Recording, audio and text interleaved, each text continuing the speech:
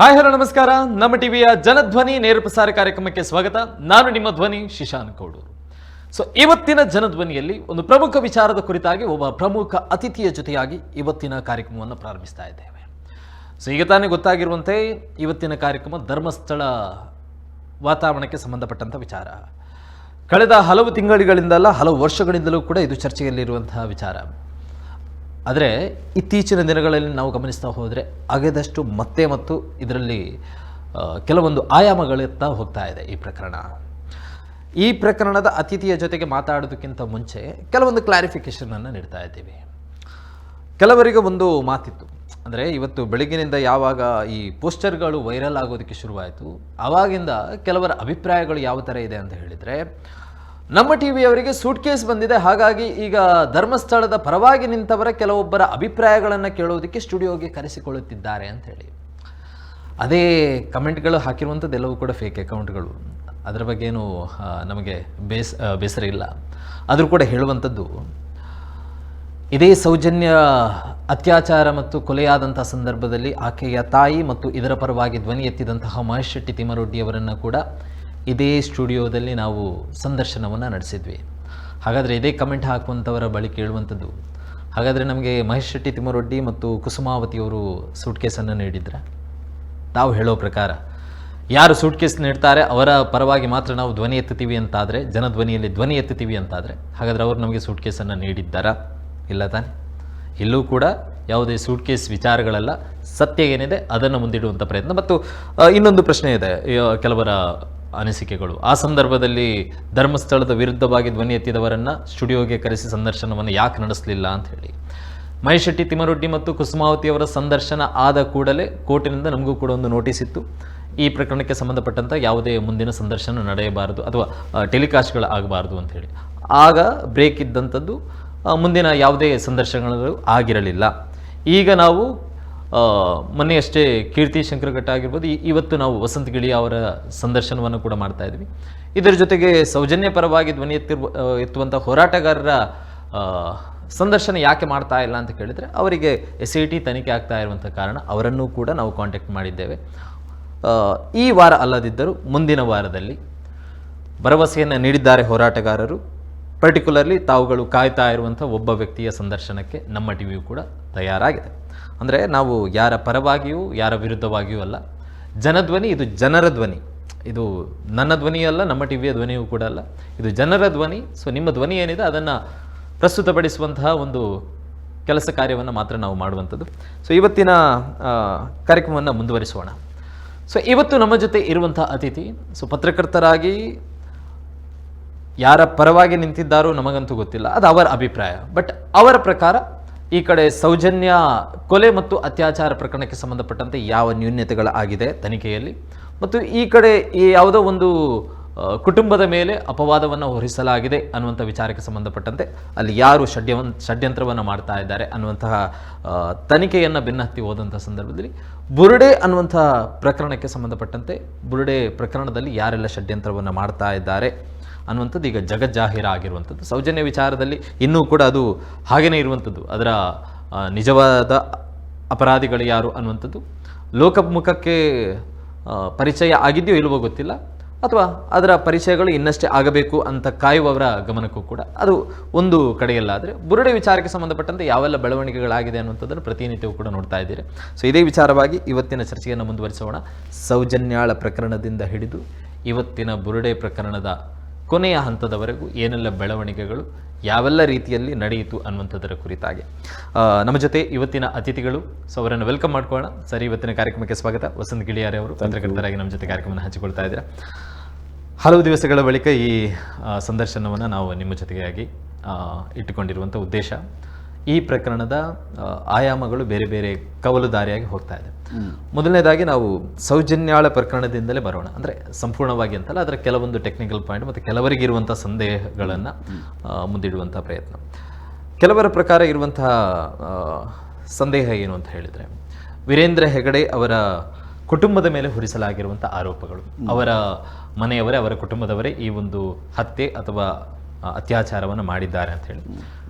But ಇದರ ತನಿಖೆಯ ಹಂತದಲ್ಲಿ ಅವರ ಹಣಬಲ ಮತ್ತು ಅವರ ಅಧಿಕಾರ ಬಲದಿಂದಾಗಿ ಈ ಪ್ರಕರಣವನ್ನು ಮುಚ್ಚಿ ಹಾಕುವಂಥ ಮತ್ತು ಹಾದಿ ತಪ್ಪಿಸುವಂಥ ಪ್ರಯತ್ನವನ್ನು ಆ ಕುಟುಂಬದವರು ಮಾಡಿದ್ದಾರೆ ಅನ್ನುವಂಥ ಆರೋಪ ಇದೆ.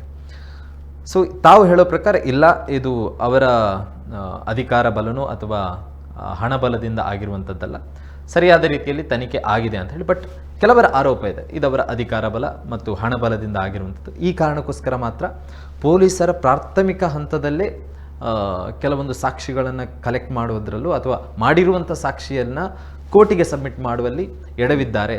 ಸೊ ಒಂದು ಬಲವಾದಂತಹ ಒತ್ತಡ ಇಲ್ಲದಿದ್ದರೆ ಈ ರೀತಿಯಾಗಿ ಮಾಡಲು ಸಾಧ್ಯ ಇದೆಯಾ ಅನ್ನುವಂಥ ಪ್ರಶ್ನೆಗಳು ಕೂಡ ಇದೆ. ಈಗ ಒಂದು ಸಾಕ್ಷಿಯನ್ನು ನಾಶ ಮಾಡೋದಕ್ಕಿಂತ ಸಾಕ್ಷಿಯನ್ನು ಸೃಷ್ಟಿ ಮಾಡೋದೇ ಸುಲಭ ಇತ್ತು. ಸೌಜನ್ಯ ಹತ್ಯೆಯಾದ ಸಂದರ್ಭದಲ್ಲಿ ಸಂತೋಷ್ ರಾವನ್ನ ಫಿಕ್ಸ್ ಮಾಡಬೇಕು ಅಂಥೇಳಿ ಇದ್ದಿದ್ರೆ ಅವನ ದೇಹದ ಜೀವಾಂಶವನ್ನು ಯಾವುದೋ ಒಂದು ಅವನ ತಲೆ ಕೂದಲನ್ನು ಸೌಜನ್ಯಳ ದೇಹದ ಜೊತೆಗೆ ಸಿಕ್ತು ಅಂತ ಮಾಡ್ಬೋದಿತ್ತು. ಅಥವಾ ಸೌಜನ್ಯಳ ಯಾವುದೋ ಒಂದು ತಲೆ ಕೂದಲು, ರೆಪ್ಪೆಯ ಕೂದಲು, ಏನೋ ಒಂದು ಆಕೆಯ ಒಂದು ಮೈಕ್ರೋ ಪಾರ್ಟಿಕಲ್ಸ್ ಯಾವುದೋ ಒಂದು ಸಂತೋಷ್ ರಾವ್ನ ಬಟ್ಟೆಗಳ ಜೊತೆ ಸಿಕ್ತು ಅಂತ ಮಾಡಿದ್ದಿದ್ರೆ DNA ಮ್ಯಾಚ್ ಆಗ್ತಿತ್ತು, ಸಾಕ್ಷಿ ಸೃಷ್ಟಿ ಮಾಡ್ಬೋದಿತ್ತು. ಇಷ್ಟೆಲ್ಲ ಕೋರ್ಟು ಇನ್ನೊಂದು ಮತ್ತೊಂದು ಎಲ್ಲವನ್ನ ಪ್ರಭಾವ ಬೀರಿ ತಮಗೆ ಬೇಕಾದಾಗೆ ಮಾಡ್ಕೊಳ್ತಾರೆ ಅಂಥೇಳಿ ಆರೋಪ ಮಾಡುವ ಇವರು ಯೋಚನೆ ಮಾಡಬೇಕು. ಅಷ್ಟು ಪ್ರಭಾವ ಇದ್ದವರಾಗಿದ್ದರೆ ಸಂತೋಷ್ ರಾವೇ ಅಪರಾಧಿ ಅಂಥೇಳಿ ಕೋರ್ಟ್ನಲ್ಲೂ ಕೂಡ ಆ ರೀತಿಯ ಜಡ್ಜ್ಮೆಂಟನ್ನು ಕೊಡಿಸ್ಬೋದಿತ್ತಲ್ಲ, ಯಾಕೆ ಕೊಡಿಸ್ಲಿಲ್ಲ? ಅಂದರೆ ಆರಂಭಿಕ ಹಂತದಲ್ಲಿ ತನಿಖೆಯಲ್ಲಿ ವ್ಯತ್ಯಾಸಗಳಾಗಿವೆ ಅಂಥೇಳಿ ಈಗ ಸಾರ್ವತ್ರಿಕವಾಗಿ ಮಾತಾಡ್ತಾ ಇದ್ದಾರಲ್ಲ, ಆರಂಭಿಕ ದಿನದಲ್ಲಿ ಇದೇ ಸೌಜನ್ಯಳ ಮಾವ ವಿಠಲಗೌಡ ಪೋಸ್ಟ್ ಮಾರ್ಟಮ್ ಅಲ್ಲಿ ಆಗೋದಕ್ಕೆ ಒತ್ತಡ ಹಾಕಿದ್ದಾರೆ. ಧರ್ಮಸ್ಥಳದಲ್ಲಿ, ಮಂಗಳೂರಿನಲ್ಲಿ ಅಥವಾ ಬೇರೆ ಮುಂದುವರಿದ ಆಸ್ಪತ್ರೆಗಳಲ್ಲಿ ಪೋಸ್ಟ್ ಮಾರ್ಟಮ್ ಮಾಡಬೇಕು ಅಂಥೇಳಿ ಐಒ ರಿಕ್ವೆಸ್ಟ್ ಮಾಡಿದಾಗ, ಇಲ್ಲಿಂದ ಮಂಗಳೂರಿಗೆ ತಗೊಂಡೋಗಿ ಶಿಫ್ಟ್ ಮಾಡಬೇಕು ಬಾಡಿಯನ್ನು, ಅಲ್ಲಿ ಪೋಸ್ಟ್ ಮಾರ್ಟಮ್ ಮಾಡಬೇಕು ಅಂತ ಹೇಳಿದಾಗ ಸಾಧ್ಯವೇ ಇಲ್ಲ ಅಂತ ಹೇಳಿದವರು ಸೌಜನ್ಯ ಕುಟುಂಬದವರೇ, ಮುಖ್ಯವಾಗಿ ವಿಠಲಗೌಡರು. ಆ ಕಾರಣಕ್ಕೆ ಅತ್ಯಂತ ಮುಖ್ಯವಾಗಿ ಕೆಲವು ಏನು ಪೋಸ್ಟ್ ಮಾರ್ಟಮಲ್ಲಿ ಎವಿಡೆನ್ಸ್ಗಳಲ್ಲಿ ಸ್ವಲ್ಪ ಲೋಪದೋಷಗಳಾಗಿವೆ. ಅದು ನಿರ್ಲಕ್ಷ್ಯದಿಂದ ಮತ್ತು ಕುಟುಂಬದವರ ಒತ್ತಡದಿಂದ ಅಂತ ನಾನು ಹೇಳುವಂಥದ್ದು. ನೀವು ಒಂದು ಮಾತು ಹೇಳಿದ್ರಿ, ಸಾಕ್ಷ್ಯವನ್ನು ಕೋರ್ಟಿಗೆ ಸಲ್ಲಿಕೆ ಮಾಡಲಿಲ್ಲ ಅಂತೇಳಿ. ಇದಕ್ಕೆ ಯಾರು ಕಾರಣರಾಗ್ತಾರೆ ಅಂತ ಹೇಳಿದರೆ ಪಬ್ಲಿಕ್ ಪ್ರಾಸಿಕ್ಯೂಟರ್ ಕಾರಣರಾಗ್ತಾರೆ. ತನಿಖಾ ಸಂಸ್ಥೆಗಳು ಸಂಗ್ರಹಿಸಿದಂಥ ದಾಖಲೆಗಳನ್ನು, ಸಾಕ್ಷಿಯನ್ನು ಕೋರ್ಟಿಗೆ ಸರಿಯಾಗಿ ಮನವರಿಕೆ ಮಾಡಿ ಕೊಡದೇ ಇರುವ ಕಾರಣಕ್ಕೆ ಇದರಲ್ಲಿ ಅಪರಾಧಿಗೆ ಶಿಕ್ಷೆಯಿಂದ ಆತ ಖುಲಾಸೆ ಆಗಲಿಕ್ಕೆ ಅವಕಾಶ ಸಿಗ್ತದೆ. 2013ರಿಂದಲೇ ಅಪರಾಧಿಯನ್ನು ರಕ್ಷಿಸುವಂತಹ ಪ್ರಯತ್ನಗಳನ್ನು ತಂಡಗಳು ಮಾಡಲಿಕ್ಕೆ ಶುರು ಮಾಡಿವೆ, ಷಡ್ಯಂತ್ರಗಳನ್ನು ಹೆಣಲಿಕ್ಕೆ ಶುರು ಮಾಡಿದ್ದಾರೆ. ಇದೇ ಮಹೇಶ್ ಶೆಟ್ಟಿ ತಿಮರೋಡಿ ಅವರು ಒಂದು ಸ್ಟುಡಿಯೋದಲ್ಲಿ ಕುಳಿತು ಧರ್ಮಾಧಿಕಾರಿಗಳ ಕುಟುಂಬದವರನ್ನ ರಿಲೇಟ್ ಮಾಡ್ತಾ ಒಂದು ಹೆಸರನ್ನು ಪ್ರಸ್ತಾಪ ಮಾಡ್ತಾರೆ. 3 ಜನ ಜೈನ್ ಸಮುದಾಯದ ಹುಡುಗರ ಹೆಸರನ್ನ ಪ್ರಸ್ತಾಪ ಮಾಡ್ತಾರೆ. ಈಗ ಆ 3 ಜನರ ತನಿಖೆಯಾಗಿ ಕೋರ್ಟ್ ಅವರಿಗೆ ಕ್ಲೀನ್ ಚಿಟ್ ಕೊಟ್ಟಿದೆ. ಕ್ಲಿಯರ್ ಆಗಿ ಹೇಳ್ತಾ ಇದ್ದಾನೆ, ಅವರಿಗೆ ಕ್ಲೀನ್ ಚಿಟ್ ಕೊಟ್ಟಿದೆ. ಅದನ್ನು ಇವರು ಸ್ವಾಗತ ಮಾಡದೆ ಸಂತೋಷ್ ರಾವಿಗೆ ಕೋರ್ಟು ಖುಲಾಸೆ ಮಾಡಿದೆ ಅನ್ನೋದನ್ನು ಸ್ವಾಗತ ಮಾಡ್ತಾರೆ. ಅದೇ ಕೋರ್ಟು 3 ಜನ ಆ ಜೈನ್ ಹುಡುಗರಿಗೆ, ಯುವಕರಿಗೆ ಕ್ಲೀನ್ ಚಿಟ್ ಕೊಟ್ಟಿದ್ದನ್ನು ಸ್ವಾಗತ ಮಾಡೋದಿಲ್ಲ. ಇದು ಯಾವ ನ್ಯಾಯ ಸ್ವಾಮಿ? ಓಕೆ, ತಾವೀಗ ಹೇಳ್ತಾ ಇರುವಂಥದ್ದು ಆತನ ಬಂಧನ ಆದ ಬಳಿಕ ಏನೆಲ್ಲ ಘಟನೆಗಳು ಆಗಿದೆ ಅನ್ನುವಂಥದ್ದನ್ನು ತಾವು ಹೇಳ್ತಾ ಇರುವಂಥದ್ದು. ಬಟ್ ನನ್ನ ಪ್ರಶ್ನೆ ಇರುವಂಥದ್ದು, ಆಕೆಯ ಅತ್ಯಾಚಾರ ಮತ್ತು ಕೊಲೆಯಾದಂಥ ಸಂದರ್ಭದಲ್ಲಿ ಎವಿಡೆನ್ಸ್ ಕಲೆಕ್ಟ್ ಮಾಡುವಂತಹ ಸಮಯದಲ್ಲೇ ಪೊಲೀಸರು ತಮ್ಮ ಕರ್ತವ್ಯವನ್ನ ಅಲ್ಲಿ ಮರೆತು ಹೋಗಿ ನೋಡಿ, ಪೊಲೀಸರು ಕರ್ತವ್ಯವನ್ನ ಮರೆತು ಹೋಗಲಿಲ್ಲ. ಈಗ ಸೌಜನ್ಯ ಅತ್ಯಾಚಾರಕ್ಕೆ ಈಡಾಗಿರುವಂಥದ್ದು 4ರಿಂದ 4:15 ಸಮಯದಲ್ಲಿ ಅಂತ ಹೇಳ್ತಾರೆ. ಫಾರೆನ್ಸಿಕ್ ಡಾಕ್ಟರ್ ಬಂದಿದ್ದಾರೆ, ಆಂಟಮಾಲಜಿ ರಿಪೋರ್ಟ್ ಆಗಿದೆ. ಎಷ್ಟು ಜನರಿಗೆ ಗೊತ್ತಿದೆ ಆಂಟಮಾಲಜಿ ಸ್ಟಡಿ ಆಗಿದೆ ಇದರಲ್ಲಿ ಅಂತೇಳಿ? 18 ಥಿಂಗ್ಸ್ಗಳು ಸಿಕ್ಕಿವೆ. ಏನು ಸಾಂದರ್ಭಿಕ ಸಾಕ್ಷಿಗಳನ್ನು ಸಂಗ್ರಹ ಮಾಡಿದ್ದಾರೆ. ಆಂಟಮಾಲಜಿ ರಿಪೋರ್ಟ್ ಹೇಳುತ್ತೆ ಈ ಬಾಡಿ ಇಲ್ಲೇ ಇದು ಕೃತ್ಯ ನಡೆದಿರುವಂಥದ್ದು ಅನ್ನೋದನ್ನು ಸಾಬೀತು ಮಾಡುತ್ತೆ. ಆ ಮಡ್ ಟೆಸ್ಟ್ ಆಗಿರುವಂಥದ್ದು, ಆಮೇಲೆ ಆ ಬಟ್ಟೆಗಳು ಮತ್ತೆ ಅತ್ಯಾಚಾರಕ್ಕೆ ಯಾರು ಅಂಥೇಳಿ ಅಪರಾಧಿ ಅಂತೇಳಿ ಏನು ತೋರಿಸಿದೆ, ಆತನಿಗೆ ಸಂಬಂಧಪಟ್ಟಂಥ ವಸ್ತುಗಳು ಅದೇ ಜಾಗದಲ್ಲಿ ಹತ್ತಿರದಲ್ಲಿ ಸಿಕ್ಕಿರುವಂಥದ್ದಾಗಿದೆ. ಡಾಗ್ ಸ್ಕ್ವಾಡ್ ಬಂದಿದೆ ಸ್ಪಾಟಿಗೆ. ಮಳೆ ಬಂದಿರುವ ಕಾರಣಕ್ಕೆ ನಾಯಿಗಳಿಗೆ ಸ್ಮೆಲ್ ಡಿಟೆಕ್ಟ್ ಮಾಡ್ಲಿಕ್ಕೆ ಆಗಲಿಲ್ಲ. ಆಮೇಲೆ ರಾತ್ರಿ ಇಡೀ 4 ಗಂಟೆಯಿಂದ ರಾತ್ರಿ ಇಡೀ ದೇಹ ಅಲ್ಲೇ ಬಿದ್ದಿರುವ ಕಾರಣಕ್ಕೆ, ಆಕೆಯ ಗುಪ್ತಾಂಗಕ್ಕೆ ಮಣ್ಣನ್ನು ಎರಚಿರುವ ಕಾರಣಕ್ಕೆ ವೆಜನಲ್ ಸ್ವಾಬ್ ಕಲೆಕ್ಟ್ ಮಾಡಿದಾಗ ಅದು ಫಂಗಸ್ ಆಗಿರುವಂಥದ್ದು. ಅದನ್ನ ಈ 72 ಗಂಟೆ ಒಳಗಡೆ ತಲುಪಿಸ್ಬೇಕು ಹಾಗೆ ಹೀಗೆ ಅಂತೇಳಿ ಹೇಳ್ತಾ ಇದ್ದಾರಲ್ಲ. ತುಂಬ ಅತ್ಯಾಚಾರದ ಪ್ರಕರಣದಲ್ಲಿ ವೆಜನಲ್ ಸ್ವಾಬ್ ಏನು ರಿಸಲ್ಟೇ ಬಾರದೇ ಇದ್ರೆ, ಉದಾಹರಣೆಗೆ ಅತ್ಯಾಚಾರ ಮಾಡಿದವನು ಬೇರೆ ಯಾವುದೋ ಮಾರ್ಗದಲ್ಲಿ ಅತ್ಯಾಚಾರ ಮಾಡಿರ್ಬೋದು ಅಲ್ವಾ, ನಿರೋಧನ ಬಳಸಿ ಅತ್ಯಾಚಾರ ಮಾಡ್ದಾನಂತ ಇಟ್ಕೊಳ್ಳಿ. ಆಗ ವೆಜನಲ್ ಸ್ವಾಬಿಂದ ಏನಾದರೂ ಕಲೆಕ್ಟ್ ಮಾಡಿದ್ರೆ ಸಿಗ್ತದೆ. ಅದು ಒಂದೇ ಸಿಕ್ಕಿಲ್ಲ ಅನ್ನೋ ಕಾರಣಕ್ಕೆ ಪ್ರಕರಣದಲ್ಲಿ ಬೇರೆ ಸಾಕ್ಷಿ ಇಲ್ಲ ಅಂತೇಳಿ ಅಲ್ಲ. ಈಗ ಇವರೆಲ್ಲ ಮಾತಾಡ್ತಿರೋದು ವೆಜನಲ್ ಸ್ವಾಬ್ ಅಂತೇಳಿ. ಅದು ಒಂದು ಬಿಟ್ಟು ಬಿಡಿ, ಬೇರೆ ಆಗಿರೋ ಸಾಕ್ಷಿಗಳಲ್ವಾ. ಈಗ ಪ್ರಕರಣದಲ್ಲಿ ಆ ದಿವಸ ಮೋಹಿತ್ ಕುಳ್ತಗಿಯವರು ಏನು ಆರ್ಗ್ಯುಮೆಂಟ್ ಮಾಡ್ತಾ ಇದ್ರು ಅಂತ ಹೇಳಿದ್ರೆ, 12ನೇ ತಾರೀಕಿಗೆ ಆತ ಶೃಂಗೇರಿಯಿಂದ ಹೊರಟು ಬಂದಿದ್ದಾನೆ ಅಂತ ಹೇಳಿ. ಆದರೆ 9ನೇ ತಾರೀಕಿಗೆ ಸಂತೋಷನ್ನ ಅದೇ ಜಾಗದಲ್ಲಿ ನೋಡಿರುವಂತ 2 ಸಾಕ್ಷಿಗಳಿದ್ವು ಈ ಪ್ರಕರಣದಲ್ಲಿ. ಒಂದು ಹರೀಶ್ ಮಡಿವಾಳ, ಒಂದು ಗೋಪಾಲ್ ಪೂಜಾರಿ. ಗೋಪಾಲ್ ಪೂಜಾರಿಗೆ ಸಾಕ್ಷಿ ನುಡಿಯುವಂತೆ ಸಮನ್ಸ್ ಕಳಿಸ್ಲೇ ಇಲ್ಲ. ಆಮೇಲೆ ಹರೀಶ್ ಮಡಿವಾಳ ಆಗಾಗಲೇ ಆತನಿಗೆ ಅಪಘಾತವಾಗಿ ಆತ ಕೋಮಾ ಸ್ಟೇಜಲ್ಲಿದ್ದ. ಈಗ ಹೇಗೆ ಬಚಾವಾಗ್ತಾನೆ ಅಂತ ಹೇಳಿದ್ರೆ ಅಪರಾಧಿ ಈ ಸಂದರ್ಭದಲ್ಲಿ 1 to 16 ವಿಟ್ನೆಸ್, ಅದರಲ್ಲಿ ಸೌಜನ್ಯಳ ಮಾವ ವಿಠಲಗೌಡ ಒಂದು, ಸೌಜನ್ಯಳ ತಂದೆ ಚಂದಪ್ಪ ಗೌಡ್ರು ಇನ್ನೊಂದು, ಸೌಜನ್ಯಳ ವಿಠಲಗೌಡರ ಕುಟುಂಬಿಕರಾದಂಥ ಜಗದೀಶ್ ಗೌಡ್ರು, ಹೀಗೆ 3-4 ಜನ ಕೋರ್ಟ್ನ ಕಟಕಟಿಯಲ್ಲಿ 2022ರಲ್ಲಿ ಏನು ಸಂತೋಷ್ ರಾವನ್ನ ಹಾಜರುಪಡಿಸಿದಾಗ ಈತ ಅಲ್ಲ ಅಂತೇಳಿ ಸಾಕ್ಷಿಯನ್ನು ನುಡಿತಾರೆ. 2012ರಲ್ಲಿ ಚಾರ್ಜ್ ಶೀಟ್ ಆಗುವಾಗ ಸಾಕ್ಷಿ ಅಂತೇಳಿ ಪರಿಗಣಿಸಲ್ಪಟ್ಟಂಥ ವ್ಯಕ್ತಿಗಳು ಕೋರ್ಟ್ನಲ್ಲಿ ವಿರುದ್ಧ ಸಾಕ್ಷಿಯನ್ನು ನುಡಿದಾಗ ಈ ದೇಶದಲ್ಲಿ ಯಾವುದಾದ್ರೂ ಅಪರಾಧಿಗೆ ಶಿಕ್ಷೆಯಾಗಿರುವ ಸಾಧ್ಯತೆ ಇದೆಯಾ, ಇತಿಹಾಸದಲ್ಲಿ ಇದೆಯಾ ಅಂತ ಕೇಳದ್ ನಾನು. ಯಾಕಂದ್ರೆ ಸಂತೋಷ್ ರಾವ್ ಪರವಾದಂಥ ಹೋರಾಟಗಾರರಿಗೆ ಸಂತೋಷ್ ರಾವನ್ನ ಬಿಡಿಸ್ಕೊಂಡು ಹೊರಗಡೆ ಕರ್ಕೊಂಡು ಬರಬೇಕಿತ್ತು.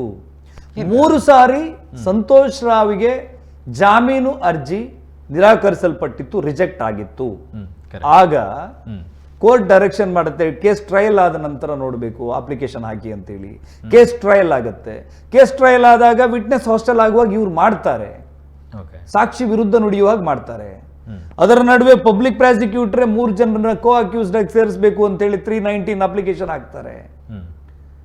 ಅದರ ಮೇಲೆ CBIಗೆ ಕೋರ್ಟ್ ಡೈರೆಕ್ಷನ್ ಮಾಡುತ್ತೆ, ಈ ಹುಡುಗರು ಕೋರ್ಟಿಗೆ ಅಟೆಂಡ್ ಆದಾಗ ನೇರವಾಗಿ ಅಟೆಂಡ್ ಆಗ್ತಾರೆ. ಲಾಯರ್ನ ಕೂಡ ನೇಮಕ ಮಾಡ್ಕೊಂಡಿಲ್ಲ. ಅವರೆಲ್ಲಾದ್ರೂ ಒಂದು ವೇಳೆ ಅಪರಾಧಿ ಅಥವಾ ಆ ಅಪರಾಧಿತ್ವದಲ್ಲಿ ಭಾಗಿಯಾಗಿದ್ದರೆ ಅವರ ಪರವಾಗಿ ವಕೀಲರನ್ನ ನೇಮಕ ಮಾಡ್ಕೊಳ್ತಿದ್ರು. ಇವ್ರು ಮಾಡ್ಕೊಂಡಿಲ್ಲ, ಡೈರೆಕ್ಟಾಗಿ ಕೋರ್ಟಿಗೆ ಎಂಟರ್ ಆಗ್ತಾರೆ. ಕೋರ್ಟ್ ಸಮನ್ಸ್ ಕಳಿಸುತ್ತೆ, ಡೈರೆಕ್ಟಾಗಿ ಕೋರ್ಟಿಗೆ ಹೋಗ್ತಾರೆ. ಯಾವ ವಕೀಲರು ಅವ್ರ ಪರ ಇರಲಿಲ್ಲ. ಕೋರ್ಟ್ಗೆ ಯಾವ ಭಯ ಇಲ್ಲ, ಸತ್ಯ ಇದೆ ಅವ್ರ ಕಡೆ. ಅವ್ರು ಹೇಳ್ತಾರೆ, ನಮ್ಮನ್ನ ಎಲ್ಲಾ ರೀತಿಯ ತನಿಖೆಗೆ ಒಳಪಡಿಸಿ, ವೈಜ್ಞಾನಿಕ ತನಿಖೆಗೂ ನಾವು ಬದ್ಧರಿದ್ದೀವಿ ಅಂತ ಹೇಳ್ತಾರೆ, ನಮ್ಮನ್ನು ಮಾಡಿ ಅಂತ ಹೇಳ್ತಾರೆ. ಆಗ CBIಗೆ ಕೋರ್ಟ್ ಡೈರೆಕ್ಷನ್ ಕೊಡುತ್ತೆ. ಈ ಹಿಂದೆ ಅವರದೆಲ್ಲ ಎನ್ಕ್ವೈರಿ ಆಗಿರ್ತದೆ. ಕೋರ್ಟ್ ಡೈರೆಕ್ಷನ್ ಕೊಟ್ಟ ನಂತರ ಇವ್ರದ್ದು ಬ್ರೈನ್ ಮ್ಯಾಪಿಂಗ್ ಆಗುತ್ತೆ, ಪಾಲಿಗ್ರಾಫ್ ಟೆಸ್ಟ್ ಆಗುತ್ತೆ. ಮತ್ತೆ ಪುನಃ ಚಂದಪ್ಪ ಗೌಡ್ರು 2019ರಲ್ಲಿ ಅಪ್ಲಿಕೇಶನ್ ಹಾಕ್ತಾರೆ, ಇವ್ರನ್ನ ಕೋ ಅಕ್ಯೂಸ್ಡ್ ಆಗಿ ಕನ್ಸಿಡರ್ ಮಾಡಬೇಕು ಅಂತೇಳಿ. ಆಗ ಅವರು ಹೈಕೋರ್ಟಿಗೆ ಹೋಗಿ ನಮ್ಮದು ಈಗಾಗಲೇ ಎಲ್ಲ ತನಿಖೆ ಆಗಿದೆ, ನಮ್ಮದು ಬ್ರೈನ್ ಮ್ಯಾಪಿಂಗ್ ಆಗಿದೆ, ಎಲ್ಲ ಡಾಕ್ಯುಮೆಂಟ್ ಹೀಗಿದೆ ಅಂತೇಳಿ ಕೋರ್ಟಿಗೆ ಹನುಮಂತರಾಯಪ್ಪ ಅವ್ರ ಮೂಲಕ ಹೈಕೋರ್ಟಲ್ಲಿ ಅದನ್ನು ಸ್ಕ್ವಾಶ್ ಮಾಡುವಂಥದ್ದು. ಈಗ ತಪ್ಪು ಉಲ್ಲೇಖ ಏನು ಮಾಡ್ತಾ ಇದ್ದಾರೆ, ಇವ್ರ ವಿರುದ್ಧ ತನಿಖೆ ಆಗಬಾರ್ದು ಅಂತೇಳಿ ಇವರು ಕೋರ್ಟಿಗೆ ಹೋದ್ರು ಅಂತೇಳಿ ಇವ್ರು ಹೇಳ್ತಾ ಇದ್ದಾರೆ. ಕರ್ಕೊಂಡು ಬನ್ನಿ ಅಲ್ಲ ಅವರಿಗೆ, ನನ್ನ ಎದುರುಗಡೆ ಕೂರಿಸಿ ಅವ್ರನ್ನ, ತಾಕತ್ತಿದ್ರೆ ಅದನ್ನ ಸಾಬೀತು ಮಾಡಿ ತೋರಿಸ್ಲಿ ಅವರು.